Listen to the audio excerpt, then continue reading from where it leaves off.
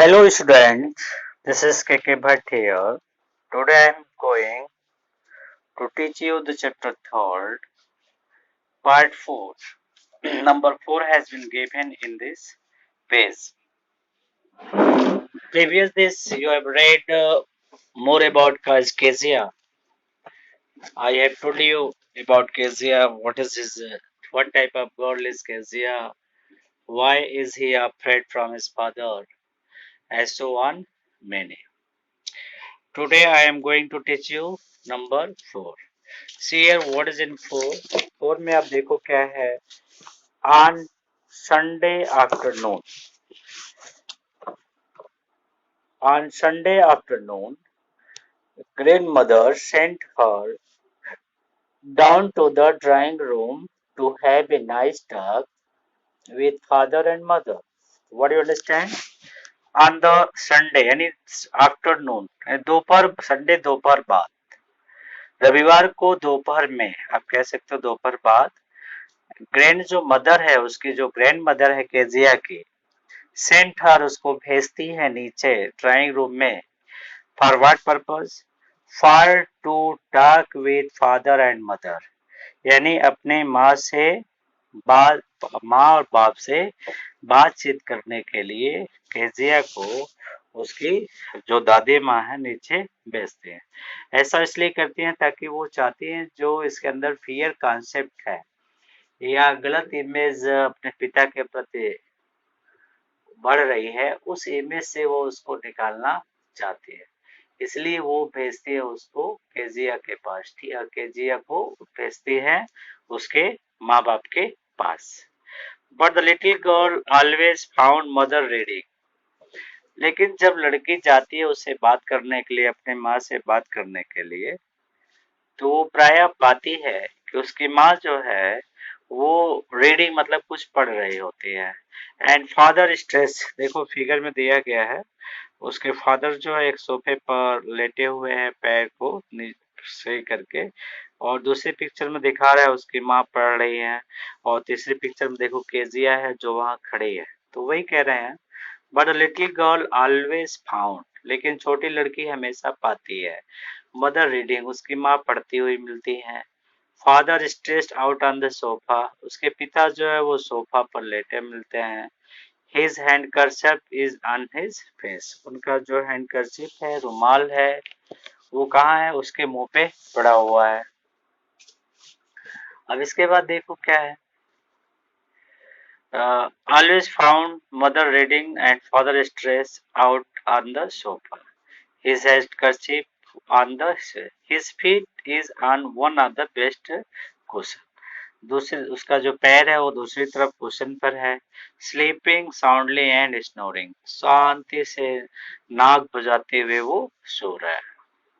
अब उसकी माँ की कंडीशन क्या है देखो, दिखा रहा है. She sat on A stool, उसकी माँ जो है वो कहाँ बैठी हुई है? She sat on A stool, एक स्टूल पर बैठी हुई है. Gravely watch, seriously watched him, मतलब उसको गंभीरता से उसको देख रही हैं. Until he walk and stress, जब तक वो जग नहीं जाता और फैलता नहीं तब तक वो उसको वॉच करती रहती है. एंड आस्क्ड टाइम, और जगने के बाद वो समय के बारे में पूछता है, टाइम के बारे में पूछता है.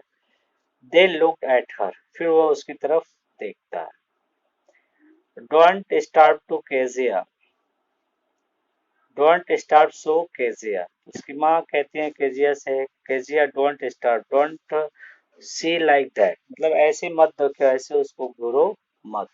You look like as a little brown owl, वो केजिया कहती है कि तुम एक ब्राउन आउल की तरह से दिख रही हो. You look like a little brown owl, मतलब वो बताती है कि केजिया जो है वो एक लिटिल ब्राउन की तरह दिख रही है, लिटिल ब्राउन आउल की तरह दिख रही है. One day when she was kept indoor with a cold, एक बार जब केजिया को जुकाम हो जाता है, कोल्ड हो जाता है, और उसे घर के अंदर ही रहना पड़ता है. her grandmother told her, उसकी माँ उसको, दादी माँ जो है उसको बताती है कि father's birthday was next week, कि उसके पिता का जन्मदिन जो है वो अगले सप्ताह है. एंड सजेस्टेड, उसको सलाह देते हैं। She could make him a pin cushion, ठीक है, वो उसके लिए एक पिन कुशन बनाए फॉर ए गिफ्ट, ताकि वो उसके बर्थडे पे गिफ्ट दे सके। Out of a beautiful piece of yellow silk, एक सुंदर जो येलो सिल्क का कपड़ा है, वो पीले कलर का, उस सुंदर कपड़े से लेकर के एक पिन कुशन की सहायता से उसके लिए गिफ्ट तैयार करें, और उसके अंदर कुछ नेसेसरी जो भरने वाली चीजें हैं कुछ उसके अंदर भर करके तैयार करें। इस बात को सुन करके जो केजिया है बहुत एक्साइटेड होती है, उसे लगता है कि उसे ऐसा करना चाहिए। नाउ सी फिफ्थ, अब पांचवा नंबर देखो। अभी कह रहे हैं लेबरसली, लेबरसली मतलब होता है टू डू हार्ड वर्क, यानी कड़ी मेहनत से, विथ ए डबल कॉटन, मतलब डबल कॉटन लेकर की सहायता से, the little girl stitches three side, जो वो पिन कुशन बना रही थी उसके तीन तरफ को वो क्या करती, स्ट्रेच कर देती है और सिलाई कर देती है, यानी with the help of double cotton that girl stitches, ठीक है, वो क्या करती है, स्टिच कर देती है थ्री साइड से। नंबर 5 पढ़ा रहे, नंबर 5 देखो। But what to fill it with, लेकिन चौथा साइड वो खुला छोड़ देती है, क्योंकि वो चाहती है उसमें कुछ भरने के लिए, रद्दी कपड़े वगैरह भरने के लिए, तो कहती है कि इसके अंदर हम क्या भरेंगे। पर but what to fill it that was a question, मतलब उसके अंदर क्या भरे, ये एक बड़ा प्रश्न था। The grand mother was out in the garden, उसकी जो ग्रैंड मदर है वो गार्डन से बाहर हैं। And she wandered into mother's bedroom, वो क्या करती है, अपने माँ के कमरे में चले जाती है। लुक फॉर स्क्रैप, स्क्रैप में जो छोटे छोटे टुकड़े होते हैं कागज के, ठीक है, जो उसको उस गुड़िया के अंदर उसको भरना होता है, ठीक है, वो उसको लेने के लिए चली जाती है। On the bed table she discovered a great many sheets of turn paper, और ग्रैंड जब जाती है वो देखती है, टेबल पर देखती है कि कुछ पेपर रखे हुए, शीट्स ऑफ फाइन पेपर, कुछ ऐसे पेपर रखे हुए हैं। गैदर देम अप, उन सबको क्या करती है, इकट्ठा कर लेती है। tore them into teeny pieces, फिर उसको छोटे टुकड़ों में फाड़ देती है।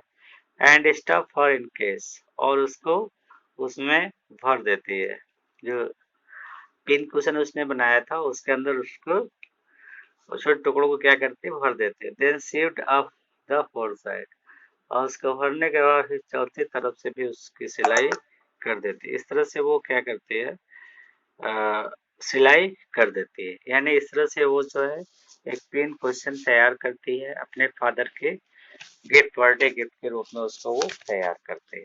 लेकिन अब देखो नंबर 6 क्या होता है। That night there was a hue and cry in the house, उस रात उसने सुना उसके बाप एक यू क्राई, मतलब जोर जोर से चिल्ला रहे हैं, आवाज कर रहे हैं, ठीक है। फादर्स ग्रेट स्पीच, क्योंकि फादर का जो बड़ा स्पीच था पोर्ट अथॉरिटी के लिए जिसको उसने लिखा हुआ था हैड बीन लॉस्ट, वो क्या था, स्पीच का जो पेज था वो गायब हो गया था। गायब क्यों हुआ था, क्योंकि उसी को केजिया ने टुकड़ों में फाड़ करके उसके अंदर पिन कुशन के अंदर डाल देते हैं। तो वो कह रहे हैं father's great speech for the port authority had been lost. Rooms were search, सारे कमरे खोज दिए गए। सर्वेंट क्वेश्चंस, नौकरों से क्वेश्चन किया गया, उसके बारे में पूछा गया।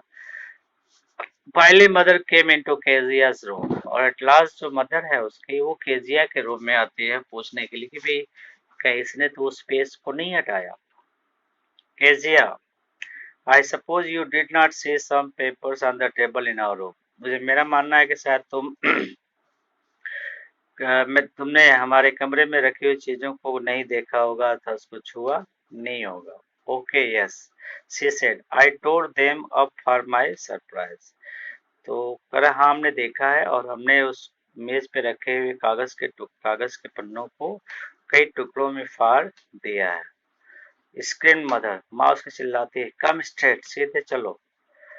Down to the dining room his this stand, this है इसी क्षण, वो कहती है कि दिस इसी at once come with me in the drawing room, तुरंत मेरे साथ ड्राइंग रूम में चलो, तुमको वहीं चलना होगा। I hope this is clear to all. Now the last 6. And she was dragged down to where father was pacing to and fro, hand behind the back. और उसको बर्बरता के साथ खींचते हुए उस वहां ले जाती है जहां उसके पिता हाथ को पीछे करके पेसिंग टू एंड फ्रो चहलकदमी कर रहे इधर उधर टहल रहे हैं।